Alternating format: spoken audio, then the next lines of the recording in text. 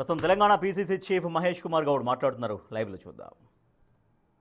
Delimitation బిల్లును తీసుకొచ్చి అశాస్త్రీయంగా అక్రమంగా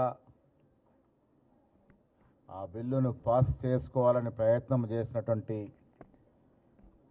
ఎన్డీఏ ప్రభుత్వానికి బిల్లు వీగిపోవడం అనేది మోడీ గారి నాయకత్వానికి ఒక చెప్పపెట్టు లాంటిది. భారతదేశం గొప్ప ప్రజాస్వామిక దేశం. ఎంత పెద్ద నాయకుడైనా ఒంటెద్దు పోకడకులు పోయి ప్రజాస్వామ్యాన్ని మరిచి అహంకారంతో ముందుకెళితే ఈ ప్రజాస్వామిక వ్యవస్థ అడ్డు తగులుతుందని చెప్పటానికి నిన్న జరిగినటువంటి బిల్లు వీగిపోవడం ఒక పెద్ద నిదర్శనం. ఉత్తర భారతదేశానికి అధిక సీట్లు, దక్షిణ భారతదేశానికి తక్కువ సీట్లు ఇచ్చే ప్రక్రియని ఖర్గే రాహుల్ గాంధీ నేతృత్వంలో యూపీఏ ప్రతిపక్షాలు సమర్థవంతంగా ఎదుర్కొని బిల్లు నిలుపుదల చేయడంలో సఫలమైనారు. బీజేపీ ప్రభుత్వం యొక్క నియంత్రణ పోకడకు ఒక చెక్ పెట్టినట్టుగా నిన్నటి సంఘటనని ఉదరించుకోవచ్చు.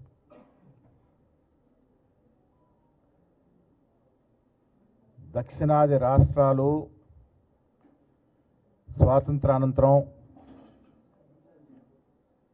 దేశంలో ఉన్నటువంటి కేంద్ర ప్రభుత్వాల యొక్క ఆదేశాలని, నియమావళిని తూచ తప్పకుండా పాటించడం వల్ల ఆనాడు మన ఫ్యామిలీ ప్లానింగ్, కుటుంబ నియంత్రణ సమర్థవంతంగా చేయడం వల్ల జనాభాలో తగ్గుదల రావడము, ఉత్తర దేశంలో ఉన్న రాష్ట్రాలు బేఖాతరు చేసి కేంద్రం యొక్క ఆదేశాలను బేఖాతరు చేయడం వల్ల జనాభా పెరిగిపోవడం, ఇలా కేంద్ర ప్రభుత్వ ఆదేశాలను తూచ తప్పకుండా పాటించినందుకు సీట్ల తగ్గుదల బీజేపీ పార్టీ దక్షిణాది రాష్ట్రాలకు ఇచ్చిన బహుమానంగా మనం దాన్ని గుర్తించాలా.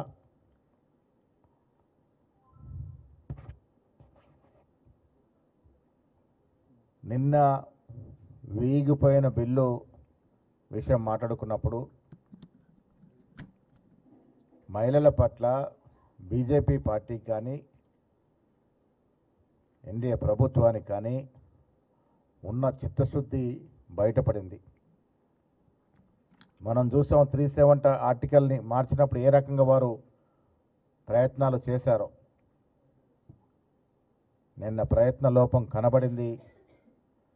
మహిళల పట్ల బీజేపీ పార్టీకి వివక్ష ఉంది కాబట్టే బిల్లు ఎలాగూ వీగిపోవాలని ఒక కుటిల యంత్రంలో భాగంగానే దాన్ని డీలిమిటేషన్తో ముడిపెట్టి ముందుకు తీసుకొస్తే ప్రజాస్వామిక వ్యవస్థలో అంటే ప్రతిపక్షాలు వ్యతిరేకిస్తని తెలిసి కూడా దానికి తూతు మంత్రంగా తీసుకొచ్చి వీగిపోయేలాగా ముందుకు తీసుకొచ్చినారంటే మహిళల పట్ల వారికి ఉన్న ప్రేమ ఏంటో అర్థమవుతా ఉంది. వారు గొప్పగా మహిళల గురించి చెప్తా ఉన్నారు. అసలు మహిళలకి సాధికారితగా మహిళల పట్ల గౌరవం ఇచ్చడంలో కాంగ్రెస్ పార్టీకి వారికి అసలు పొంతనెక్కడుందని అడుగుతా ఉన్నాను నేను. తొలి మహిళా ప్రధానమంత్రిని చేసినటువంటి ఘనత దేశం యావత్ ప్రపంచంలో గొప్ప చరిత్ర కలిగినట్టు కాంగ్రెస్ పార్టీదే. ఉక్కు మహిళగా పేరు పొందినటువంటి ఇందిరాగాంధీని కాంగ్రెస్ పార్టీ ప్రధానమంత్రిగా చేసింది. తొలి స్పీకర్ మహిళను చేసిన ఘనత కాంగ్రెస్ పార్టీది. తొలి రాష్ట్రపతిని మహిళను చేసిన ఘనత కాంగ్రెస్ పార్టీది. ఎన్నో రాష్ట్రాల్లో మహిళలను ముఖ్యమంత్రి చేసిన ఘనత కాంగ్రెస్ పార్టీది. ఏఐసిసి అధ్యక్షురాళ్ళు యానీ బెసెంట్ మొదలుకొని మొన్న సోనియా గాంధీ వరకు మహిళల్ని అధ్యక్షురాలుగా చేసుకొని గౌరవించుకున్న సంస్కృతి అలవాటు కాంగ్రెస్ పార్టీ. స్వాతంత్రుద్ధంలో అసలు పాత్ర లేని బీజేపీ 1981లో 81లో స్థాపితమైతే దాదాపు 50 ఏళ్ళు పూర్తి చేసుకుంటా ఉన్నది. ఒక్కసారి మహిళని వారు జాతీయ అధ్యక్షురాలుగా చేసుకున్న పాపాన పోలే. వారు మహిళల గురించి మాట్లాడుతూ ఉన్నారు, కాంగ్రెస్ పార్టీ మహిళలకు వ్యతిరేకమైన మాట్లాడుతూ ఉన్నారు. దేశంలో ఉన్నటువంటి మహిళా లోకం అన్నీ కూడా గ్రహిస్తూ ఉంది. 2023లో మహిళా చట్టం తెచ్చినప్పుడు సంపూర్ణంగా మద్దతునిచ్చింది కాంగ్రెస్ పార్టీ. 2004 ఎన్నికలతోనే అది వర్తింపజేయాలని కోరింది కూడా కాంగ్రెస్ పార్టీయే. కానీ 2009 అని 2034 అని సాకులు చెప్పి కాలయాపన చేయడమే కాకుండా ఇవాళ మహిళా బిల్లు మీద చిత్తశుద్ధి లేక డీలిమిటేషన్ ముడిపెట్టి తీసుకొచ్చి యావత్ దేశం ఉన్నట్టు మహిళా లోకాన్ని మోసం చేసిన ఘనత మోడీ గారికే దక్కుతూ ఉంది. మనం చాలా గ్రహించుకోవాల్సినటువంటి విషయాలు ఈ దేశ చరిత్రను ఒకసారి తెలియజేసుకుంటే అర్థమవుతుంది. ఆర్ఎస్ఎస్ సంస్థను చూడండి, విహెచ్పిని చూడండి, బజరంగ దళను చూడండి, బీజేపీ పార్టీని చూడండి. ఎప్పుడైనా మహిళలకి అవకాశం ఇచ్చినారా?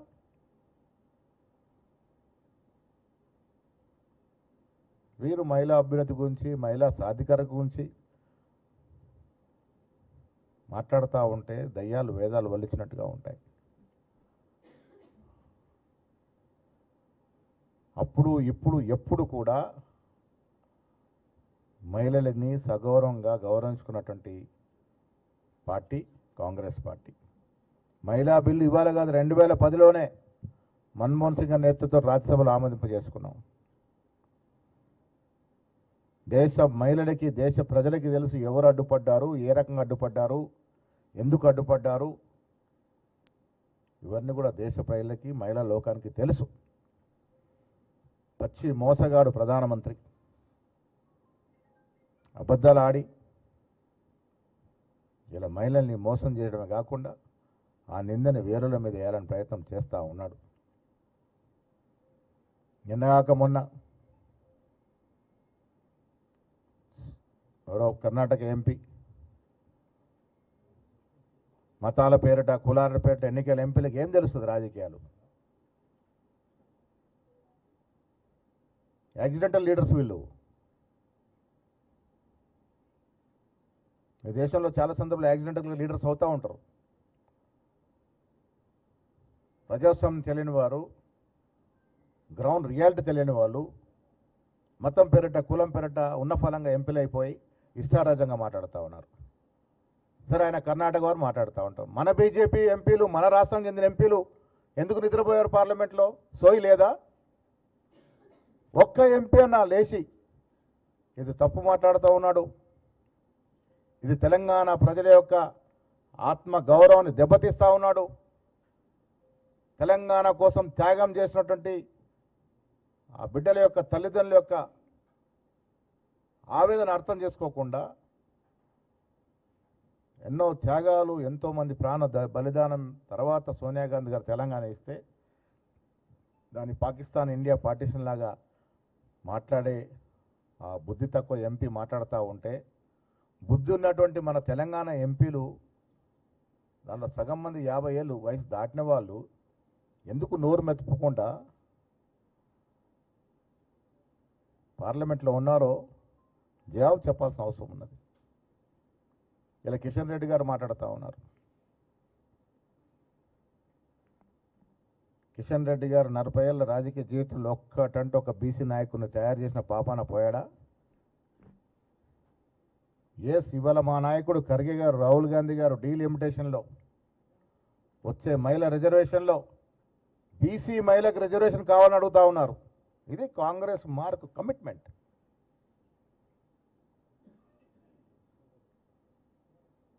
కులగణనలో జనగణన చేస్తానని ఒక 4 నెలలు 5 నెలల క్రితం మాట ఇచ్చిన మోడీ మాట తప్పారు కదా. ఎస్సీ ఎస్టీ మాదిరిగా బీసీని కాలం పెట్టాల్సింది అదర్స్లో చేర్చినారు కదా. ఇది పచ్చి మోసం.